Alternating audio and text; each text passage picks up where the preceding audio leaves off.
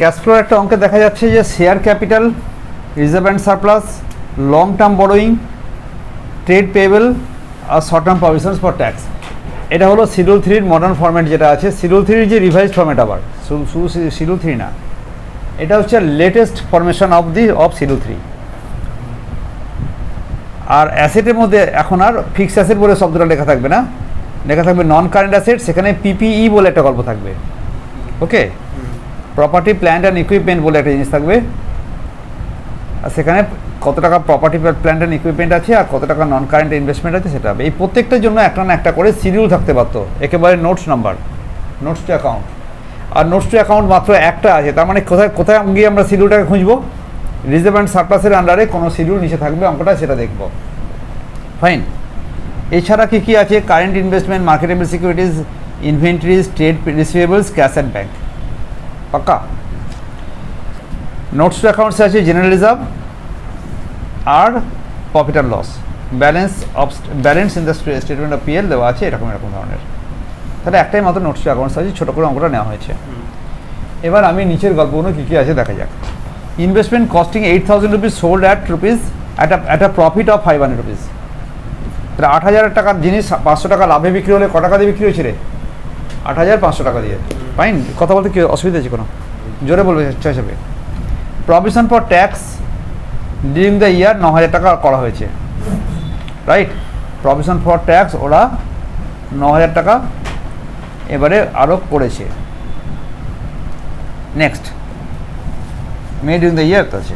During the year part of the PE costing 12,000 sold for 10,000, sold for 12,000 and the gain was credited to statement of PL.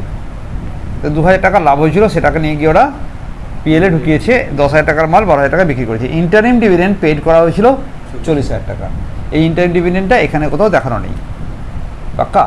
এই ছিল আমাদের অঙ্ক। এটার সমাধান আমরা করার চেষ্টা করব। নেট প্রফিট একটা স্টেটমেন্ট বানাবো, আগে একটা স্টেটমেন্ট বানাবো। এটা কম্পালসারিলি করতে হয়। আইএসসিতে কম্পালসারি করে দেওয়া হয়েছে, সিবিএসসিতে কম্পালসারি করা আছে। আমাদের গ্র্যাজুয়েশনের জন্য কম্পালসারিটা না করে এটা আমরা কোনো সময় এই স্টেটমেন্টের মধ্যে ঢুকিয়ে দিই। যেটা এখানে করতাম একদম প্রথমের দিকে, যেটা একদম প্রথমে যেটুকু করতাম না, নেট প্রফিটটা লিখতাম, তারপরে অ্যাড করতাম জেনারেল রিজার্ভ, সেই পোর্শনটা আমরা আলাদা করে এনে এখানে বসাবো, আর নতুন কিছু না। পাক্কা না? The statement of net profit before tax, NP before tax বার করতে গেলে আমাকে একটা স্টেটমেন্ট করতে হয়, রাইট? এই স্টেটমেন্টে প্রথমে আমি দেখব যে আমার ক টাকা পিএলএ ব্যালেন্স ছিল, পিএলএ ডিফারেন্স। ওকে, তো আমি ফার্স্টে দেখব যে closing PL minus opening PLA কত ছিল। কত ছিল বল? 68 মাইনাস 56, 68,000 মাইনাস 56,000 করলে কত হবে? 12,000। এখানে আমরা অ্যাড করব কতগুলো আইটেম। যে আইটেমগুলো, কোন আইটেমগুলোকে অ্যাড করতে হবে বলেছি আমি? যে আইটেমগুলো জেনারেল রিজার্ভ, ট্রান্সফার, মানে ট্রান্সফারিং এন্ট্রি পার্টিকুলারলি, রাইট? যেটা কিনা প্রফিট অ্যান্ড লসকে অ্যাপ্রোপ্রিয়েশনের জন্য মেনলি ইউজ করে থাকি, সেই ধরনের আইটেমগুলোই এখানে অ্যাড হয়। আরও সহজ করে বলি, প্রফিট বিফোর ট্যাক্স মানে কোন ট্যাক্সটা বার করার পরে তুমি কোন প্রফিটটা বার করার পরে তুমি ট্যাক্স অ্যাপ্লাই করবে, ট্যাক্স লাগাবে। কত বুঝিস না? বুঝি না। নন অপারেটিং ইনকাম এক্সপেন্সেস এখানে আসবে না। তাহলে এখানে মেনলি আমরা বলবো যে যদি কোনো ডিভিডেন্ড দিয়ে দিই সেটা পিএল অ্যাপ্রোপ্রিয়েশন আইটেম। একটা সহজ করে লিখে দিচ্ছি, আসলে আছে আমি প্রথমে। এছাড়া মনে কর আমরা যে transfer to general reserve, transfer to GR, এটা ওই ধরনের পিএল অ্যাপ্রোপ্রিয়েশন আইটেম। আর একটা হচ্ছে যে তুমি কোনো প্রভিশন ফর ট্যাক্স ক্রিয়েট করেছো কিনা, হ্যাঁ, প্রভিশন ফর ট্যাক্স ক্রিয়েট করেছো কিনা। এই তিনটে আইটেম এই অঙ্কটার জন্য ইম্পর্টেন্ট হবে এবং সেগুলো আমরা অ্যাড করবো একে একে বার করে, রাইট? অঙ্কটাতে আমরা পরপর এগোবার চেষ্টা করব। একদম প্রথমে ছিল শেয়ার ক্যাপিটাল, এইটুকু লিখে রাখলাম। লিখে রেখে এইখানে যে আনসারটা বল, হ্যাঁ, যেটা পিএল থেকে যেটা আসবে, হ্যাঁ, যেটা আমার প্রভিশন ফর ট্যাক্স অ্যাকাউন্টের রাইট সাইডে বাই পিএল আসবে, সেটা এখানে অ্যাড হবে। মনে থাকবে?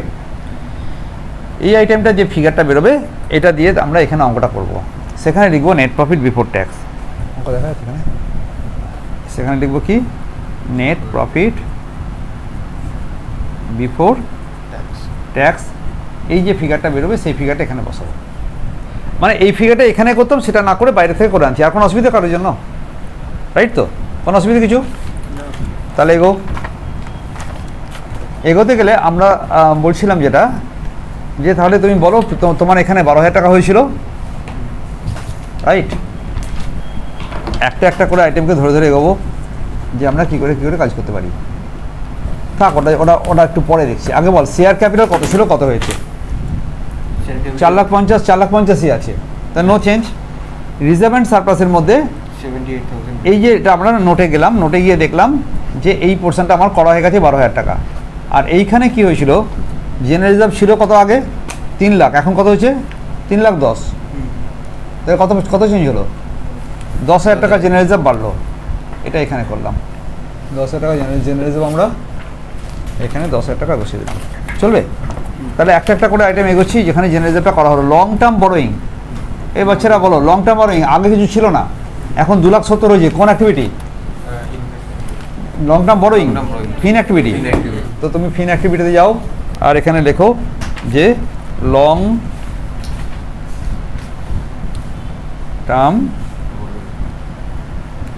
টার্ম বড়োয়িং, যেটা আমরা নিয়েছি, হ্যাঁ, মানে লোন নিয়েছি, এক কথায় লোন নিয়েছি, এক কথায় লোন নিয়ে কত টাকা হলো? 2,70,000। রাইট? প্লাস হবে না মাইনাস হবে রে? প্লাস হবে, কারণ প্লাস হবে, লোন নিলে প্লাস হবে। তারপরে বলছে ট্রেড পেয়েবল। ট্রেড পেয়েবলে ছিল 1,68,000 হয়েছে 1,34,000। কমিশনে বেড়েছে না? কমেছে। এটাকে আমরা ডিসিএল বলবো, মাইনাস করব। এটা এখন ফেলে রাখি, পরে না হলে আবার হিজিবিজি হয়ে যাবে, ঠিক আছে? তারপরে আছে শর্ট টার্ম প্রভিশনস, অ্যাকাউন্ট খুলবো। শর্ট টার্ম প্রভিশন ফর ট্যাক্সের মধ্যে অ্যাকাউন্ট খুলবো। তাহলে এখানে আমি একটা অ্যাকাউন্ট খুলে ফেললাম, প্রভিশন ফর, দেখা যাচ্ছে করছে, দেখ তুই এদিকে প্রভিশন ফর ট্যাক্স একটা অ্যাকাউন্ট করবো। ওকে, বাই ব্যালেন্স বিডিতে কত টাকা ছিল? বাই ব্যালেন্স বিডিতে ছিল 75,000 রুপিস। বাবা! আর এখানে টু ব্যালেন্স সিটিতে কত আছে? 10,000 রুপিস, রাইট? আর এরা বলছে এটা কি বলছে দেখা যাক। Provision for tax made during the ইয়ার, এবছরে আরও 9,000 টাকা প্রভিশন করবে। যেটা করবে তাকে লিখবে বাই পিএল। কত হলো? 9,000 টাকা। তাহলে তুই এখানে প্রভিশন ফর ট্যাক্সেশনের মধ্যে 9,000 টাকা, আর বলবি ভাই এটা দুবার করেছি, চলবে? তাহলে প্রভিশন ফর ট্যাক্সেশন অ্যাকাউন্টের ব্যালেন্সটা আমরা কোথায় নিয়ে যাব? প্রভিশন ফর ট্যাক্সেশন অ্যাকাউন্টের ব্যালেন্সটা আমরা পেমেন্ট করে দেবো। এটা কত হবে তাহলে যোগ করলে? 84,000। দেখা যাচ্ছে কেন দেখবেন? 84,000। এটাও 10 বিয়োগ করলে এটা হবে কত? 74,000। এটাকে 2 ব্যাংক করে পে করে দেবো। আর যখনই ট্যাক্সটা পে করলাম তখনই একদম এইখানে অপারেটিং অ্যাক্টিভিটিতে একদম শেষে গিয়ে লেস ট্যাক্স পেইড বলে তুমি 74,000 মাইনাস করে রেখে দিলে। চলবে কি না চলবে? এই পর্যন্ত ডান, একে একে এগোচ্ছি আমরা। তারপরে আমি দেখলাম যেটা লেখা আছে অ্যাসেট সাইডে চলে গেলাম, রাইট? অ্যাসেট সাইডে দেখছি আমি পিপি আছে 3,20,000 আর 4 লাখ। আর পিপি নিয়ে কোনো গল্প আছে নাকি? বিক্রি বাটার গল্প আছে। তাহলে আমি এটা অ্যাকাউন্ট খুলে নেবো। তো পিপিই বলে একটা অ্যাকাউন্ট খুলবো। কী অ্যাকাউন্ট বলো? বলো। হ্যাঁ, পিপিই বলে একটা অ্যাকাউন্ট খুলবো। ওকে, পিপিই অ্যাকাউন্ট। পিপি অ্যাকাউন্টে ওপেনিং ব্যালেন্স কত আছে? 60,000 টাকা। 4 লাখ টাকা কোথায় আছে? ওপেনিং ব্যালেন্স আছে 4 লাখ টাকা। ওপেনিং ব্যালেন্স কত আছে? 4 লাখ টাকা। 4 লাখ টাকা, ক্লোজিং 3,20,000, তাই তো? তাহলে টু ব্যালেন্স বিডিতে 4 লাখ, আর বাই ব্যালেন্স সিটিতে কত হবে? 3,20,000। বাই ব্যালেন্স সিটিতে আছে 3,20,000। ঠিক আছে, 3,20,000 চলবে।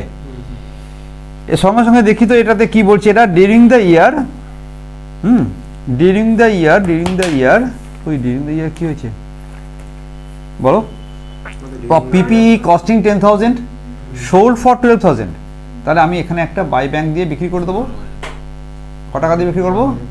12,000 টাকা দিয়ে বিক্রি করে দেবো, রাইট। আর আমার কাছে লাভ হয়েছে কত? লাভ হয়েছে 2,000 টাকা। এইটা দুবার করে এন্ট্রি করিনি এখনো পর্যন্ত, করে দিই। পিপিই কিনলে আমার কাছে, পিপিই বিক্রি করলে আমার কাছে ইনকাম হয় তো, তাহলে ইনভেস্টিং অ্যাক্টিভিটিতে sale of PPE, sale of PPE কত হলো? 12,000 টাকা হলো। আর এখানে 2,000 টাকা কী হয়েছে? পিএল। পিএল যেটা হবে সেটা এখানে গিয়ে অ্যাড হবে, add profit on sale of PPE. হ্যাঁ, পিপিই বিক্রি করে আমার কাছে, ঠিক আছে, ফিক্স অ্যাসেট করেছিল, আমি 2,000 টাকা পিপিই বিক্রি করে এদিকে গেলে লেস হবে, right right, you are correct. এটা হবে কত? এটা লেস হবে, পাক্কা। পরের আইটেম, পরের আইটেমে যাও। পিপিইর গল্প তো হলো, আর এই গল্পটা আমার হয়ে গেছে, তাই তো। আর কি করি সেখানে? প্রভিশন ফর ট্যাক্সের গল্প হয়ে গেছে। এবার আছে নন কারেন্ট ইনভেস্টমেন্ট। ক টাকা ছিল? 60,000 টাকা হয়েছে কত? 50 ছিল, হয়েছে 60। 50 ছিল, এটা কিন্তু পুরনো গত বছর, এটা এখনকার বছর। 50 ছিল, হয়েছে 60, তাহলে 10 বাড়লো। কিন্তু 20 মে ইনভেস্টমেন্টের কাহিনী আছে। 8,000 টাকা ইনভেস্টমেন্ট বিক্রি করে দিয়ে 8,500 বিক্রি করে দিয়েছে। তাহলে আমি একটা ইনভেস্টমেন্ট অ্যাকাউন্ট খুলে দেখি কি হচ্ছে। কি করলাম? ইনভেস্টমেন্ট, হ্যাঁ, ইনভেস্টমেন্ট অ্যাকাউন্ট। বল, এখানে ওপেনিং ব্যালেন্স কত ছিল? ওপেনিং ব্যালেন্স ছিল 50 ছিল না? ওপেনিং ব্যালেন্স ছিল 50, রাইট। ওপেনিং ব্যালেন্স ছিল কত? 50। আর ক্লোজিং ব্যালেন্স কত আছে? ক্লোজিং ব্যালেন্স সিটি আছে, সিরি আছে 60,000 টাকা। আর আমরা বিক্রি করেছিলাম 8,500 টাকার মাল, তাই তো। তাহলে বাই ব্যাংক দিয়ে আমি বিক্রি করবো ক টাকা? 8,500 টাকা। আর এখানে আমার কাছে লাভ হয়েছে পিএলে 500 টাকা। তাহলে এই 500 টাকা যেটা লাভ হলো সেটা দুবার করি। 500 টাকা লাভটাকে আমি বলবো profit on sale of investment. 500 টাকা মাইনাস, রাইট। আর এই যে, তাহলে সঙ্গে সঙ্গে তুমি এখানে দুটো দাগ মেরে রাখবে যে আমি পিএল এর কাজটা করে নিয়েছি। এখানে আছে কি? ব্যাংকটা একবার করেছি, আরেকবার করে দাও। বলো সেল অফ ইনভেস্টমেন্ট কী হবে? সেল অফ ইনভেস্টমেন্ট ক্যাশ ফ্লোতে সেল অফ ইনভেস্টমেন্ট করে আমি 8,000 টাকা, 8,500 টাকা লিখবো, রাইট। আর এটা দুবার করে দিয়েছি। আরেকটা গল্প হবে, এবার এটা যোগ বিয়োগ করে দেখ কত টাকা হলো।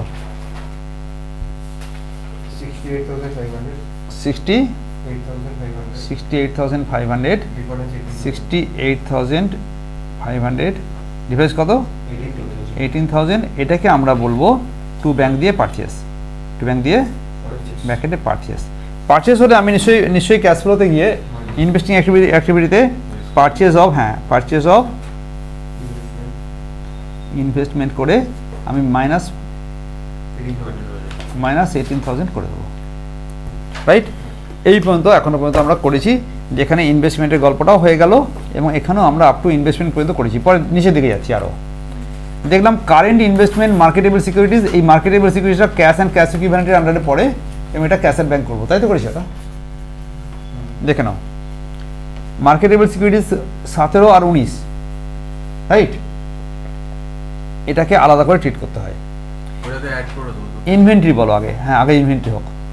ইনভেন্টরি কত ছিল? আর 2,40,000 থেকে 2,10,000, তাহলে এটা কি হয়ে গেল? ডিসিএ হয়ে গেল। ডিসিএ হয়ে গেলে প্লাস করব। ট্রেড রিসিভেবলস বলো কত ছিল আর কত হয়েছে? এটা আইসিএ হয়েছে। 2,10,000 থেকে 4,55,000, তাই না? কত টাকা হয়েছে? আইসিএ হয়েছে। 2,10,000 থেকে 4,55,000 মাইনাস করে কত হবে? Minus 2,45,000, right. আর এটা হলে 2,40,000 থেকে এটা হলে প্লাস 30,000, তাই না? আর এখানে ডিসিএল কত ছিল দেখতো? 1,68,000 থেকে 1,34,000, কত হবে? 34,000 মাইনাস 34,000। এই দুটো তিনটে প্লাস মাইনাস আমার হাতে পড়ে আছে, সেটা করে দেবো, রাইট। আর তারপরে দেখছি, হ্যাঁ আরও একটা আইটেম আছে, সেটা দেখলাম interim dividend paid during the ইয়ার 40,000। বাবু এটা একবার আসবে না দুবার আসবে? না দুবার আসবে, দুবার তো আসতেই হবে। নিচের গল্প দুবার আসতে হবে, হ্যাঁ। উপরে যোগ নিচে বিয়োগ, কি বলেছিলাম মনে আছে? To bank by PL. তাহলে যদি আমি একটা ডিভিডেন্ড অ্যাকাউন্ট খুলতাম, তাহলে ডিভিডেন্ড অ্যাকাউন্টে লিখতাম টু ব্যাংক আর বাই পিএল। ওটা তো ইয়ে হবে। ওকে, তখন আমি কি করলাম, এখানে ডিভিডেন্ডটার যেটা উপরে যোগ যেটা সেটা হচ্ছে আসলে অপারেটিং অ্যাক্টিভিটি। অপারেটিং অ্যাক্টিভিটিতে তুমি 40,000 টাকা যোগ করে দেবে, রাইট? আর ডিভিডেন্ড পেমেন্ট করলে কোথায় যাবে? নিচে, নিচে থেকে পেমেন্ট হবে এবং সেটা হবে কি অ্যাক্টিভিটিতে? ফিন অ্যাক্টিভিটিতে পেমেন্ট অফ ডিভিডেন্ড। কী লেখা হলো? হ্যাঁ, পেমেন্ট অফ ডিভিডেন্ড। ক টাকা হলো? 40,000 রুপিস, রাইট? এই পর্যন্ত হলো ডিভিডেন্ডের গল্প। এবার আমরা বাকিটুকু শেষ করি, একে একে এগোচ্ছি। ইনভেস্টমেন্ট অ্যাকাউন্ট ডান, কোনো অসুবিধা নেই, এটা করেছি। পিপি অ্যাকাউন্টে দেখলাম অশান্তি করেছি না, পিপি অ্যাকাউন্টে এখনো পাচ্ছে। এটা এদিকে কত হলো? এদিকে 4,02,000 আছে, ওখানে কম আছে।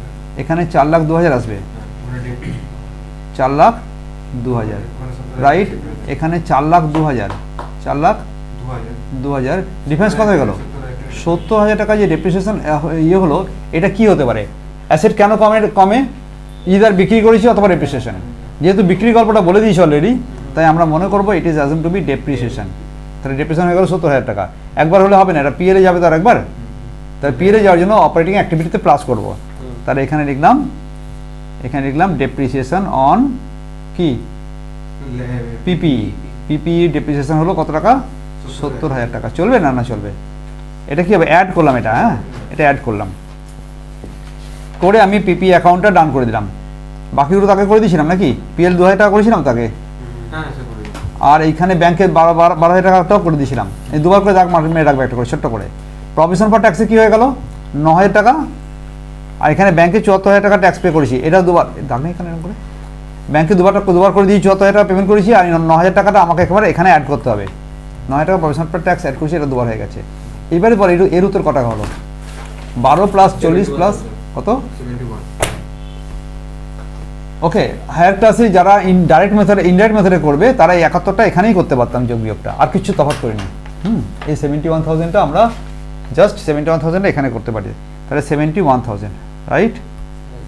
তাহলে আর কোনো পয়েন্টে রইল যেটা, সেটা হচ্ছে অ্যাড ডিসি আইসিএ। তাহলে এই পর্যন্ত করার পরে আমরা কি করব? অ্যাড আর লেস করব শুধু কারেন্ট অ্যাসেট আর কারেন্ট লাইবিলিটিসগুলোকে। কী কী অ্যাড হয়েছে দেখতো, এখানে শুধুমাত্র ডিক্রিজ ইন ইনভেন্টরি অ্যাড হয়েছে, বাকি দুটো লেস আছে। তো লিখলাম অ্যাড ডিক্রিজ, অ্যাড কি লিখলাম? ডিক্রিজ ইন কি? Decrease in inventory. কত টাকা অ্যাড করলাম? 30,000 টাকা অ্যাড করলাম। আর লেস কোনটা করলাম? লেস করলাম decrease in current liabilities, decrease in trade payable হলো -34,000, আর ইনক্রিজ ইন ট্রেড রিসিভেবলস, আর ইনক্রিজ ইন ট্রেড রিসিভেবলস আছে 2,45,000, এটা भी লেস হয়ে গেল, রাইট? তাহলে আমাকে নেট লেভেলে আনসারটা বলো কত হলো। এটার উপর একদম নেট, এখানে এই যোগটা করার দরকার নেই। কত হবে? 1,10,500। এটা গেল মাইনাস, এখান থেকে আরও 74 মাইনাস, তাহলে কত হলো? 1,84,000 রুপিস মাইনাস। পাক্কা? 85,000, 84 কাট, 1,84,500, এটা আমার মাইনাস হয়ে গেল, রাইট? ফির বল এটা কত হলো? হ্যাঁ, প্লাস আর 2,500, 2,500 প্লাসে গেল। এটা বল মাইনাস করে কত হলো? এটা কত আনসার হলো? 2,30,000 প্লাস, তাই তো? এটা প্লাস এটা প্লাস করে এটা মাইনাস করে নেট কত হলো? 48,000। নেট হলো 48,000, রাইট? এইবারে আমি করব কি? Add cash and cash equivalent, যেমন আগে বলা হতো, সেটার নতুন মডিফিকেশন করে বলা হয়েছে এটাকে বলা হবে ক্যাশ অ্যান্ড ব্যাংক। কি লেখা হবে?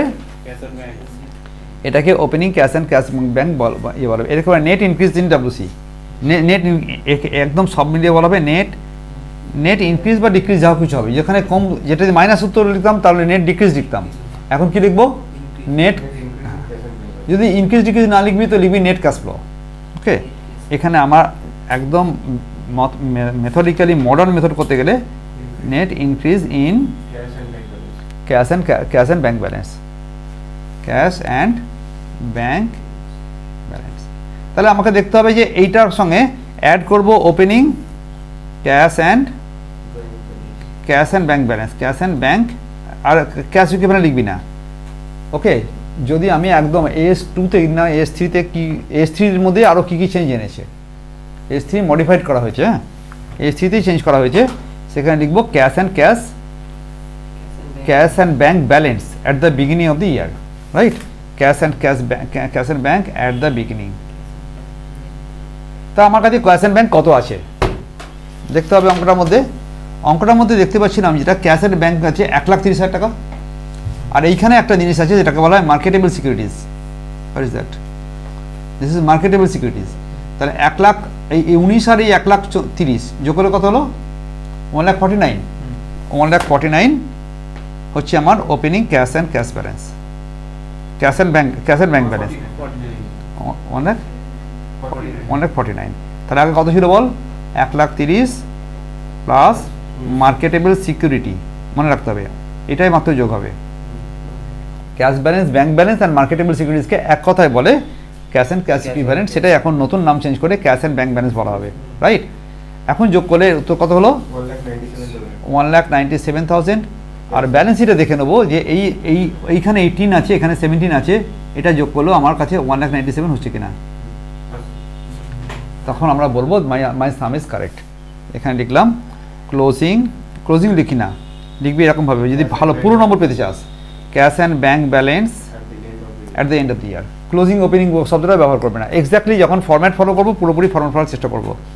At the end of the year, sir closing লিখে দিলে তো হতো, অসুবিধা কিছু নেই, কেউ আটকাবে না, এমন হতে পারে।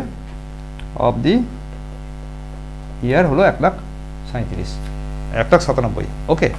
The matter is over right now. চলো ব্যাপার শেষ না।